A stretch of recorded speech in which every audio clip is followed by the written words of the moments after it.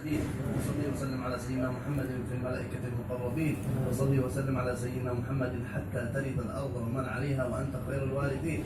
اللهم إنا اجتمعنا يا رب العالمين نتكلم مع إخواننا وأحبابنا وأصحابنا في شريعة الإسلام، وفيما يقرب يا ربنا إلى دين الإسلام، وفيما يصلح به أحوال أمة سيدنا محمد سيد ولد عدنان.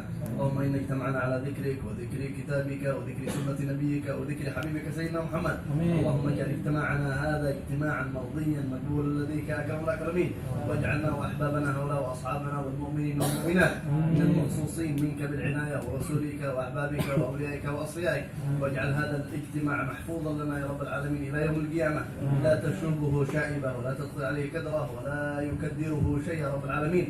احفظنا يا رب العالمين، وآتنا ما آتيت عبادك الصالحين من الخير والبركات والنفحات والعطيات، واقسم لكل من أحد منا في هذا المجلس يا رب العالمين إلا ملأت قلوبنا وإياهم بالنور والفرح والسرور يا رب العالمين، وكسيت قلوبنا وأرواحنا وأجسادنا وظواهرنا وباطننا بالأخلاق الظاهرة والباطنة بحقيقة معنى الإسلام والانقياد لأحكام الشريعة يا رب العالمين. خلقنا اللهم بالإسلام، خلقنا اللهم بالإيمان، خلقنا اللهم بالإحسان، ارزقنا اللهم كمال الأخلاق معك ومع رسولك ومع المؤمنين والمؤمنات ومع سائر المسلمين ومع سائر الناس يا رب العالمين. واحفظ آل شيخ وآل آل شيخ وجميع دور آل شيخ يا رب العالمين من شر التحريش ومن شر الفتنة ومن شر شياطين الإنس والجن يا رب العالمين.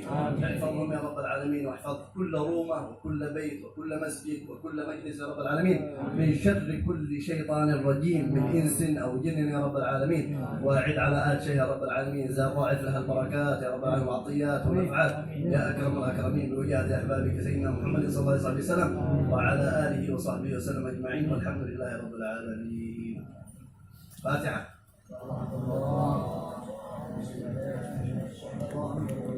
بسم الله الرحمن الرحيم، الحمد لله رب العالمين.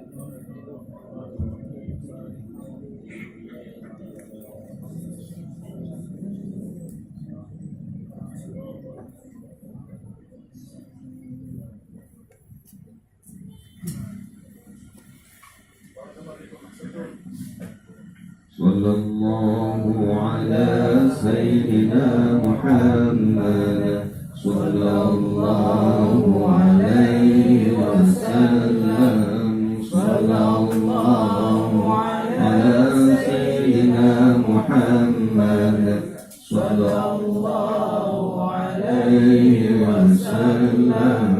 صلى الله على سيدنا محمد يا رب صل عليه وسلم.